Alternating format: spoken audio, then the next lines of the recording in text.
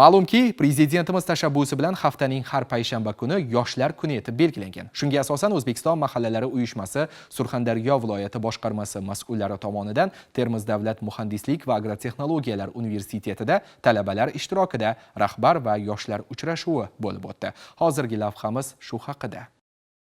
Har qanday mamlakatning kelajagi, uning ertangi kuni taraqqiyoti va qudrati avvalo bilimli, tashabbuskor, vatanparvar va fidoyi yoshlar qo'lidadir. Bu tashabbusning mazmun mohiyati shundaki, endi har haftaning muayyan bir kuni aynan yoshlar muammolari, orzu-intilishlari, bandligi, ta'limi, qiziqishlari va kelajagiga bag'ishlanadi.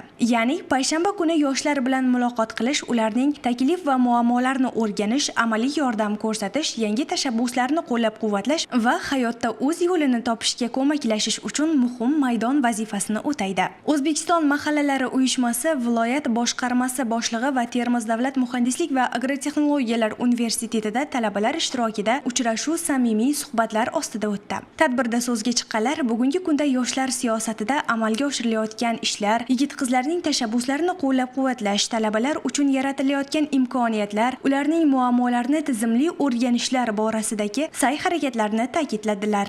Bu uchrashuv yoshlarimiz juda katta taassurot qoldirmoqda va eng muhimi o'sha har bir rahbarni bosib o'tgan hayot yo'li yoshlarimiz uchun motivatsiya va ibrat vazifasini o'tamoqda. Muhtaram yurtboshimizni tashabbuslarini bilayotgan bu uchrashuvdan asosiy ko'zlangan maqsad har bir yoshni o'zini hayotda munosib o'rinni egallashiga hissa qo'shish, ularni taklif tashabbuslarini zamonga joriy etish va ularni hayot bilan bog'liq bo'lgan muammolarni joyida hal qilish hisoblanadi. Shuning uchun bu uchrashuvlar albatta yoshlarimizni hayotda o'zini o'rniga ega bo'ladi deb hisoblaymiz.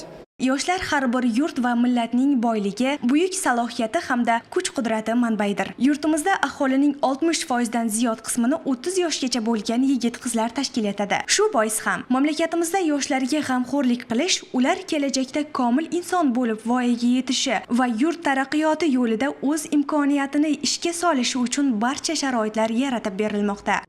Rahbar o'zining hayoti, faoliyati, erishgan yutuqlar haqida bizga so'zlab berdi. Biz undan o'zimizga kerakli xulosalarni oldik. O'zimizga qiziqtirgan barcha savollarga javob oldik. Bu uchrashuvdan men o'zimga kerakli xulosalarni chiqardim va oldimga katta maqsadlar qo'ydim. Kelajakda o'zimni sohamni yetuk mutaxassis bo'lib, rahbar bo'lishni oldimga maqsad qilib qo'ydim.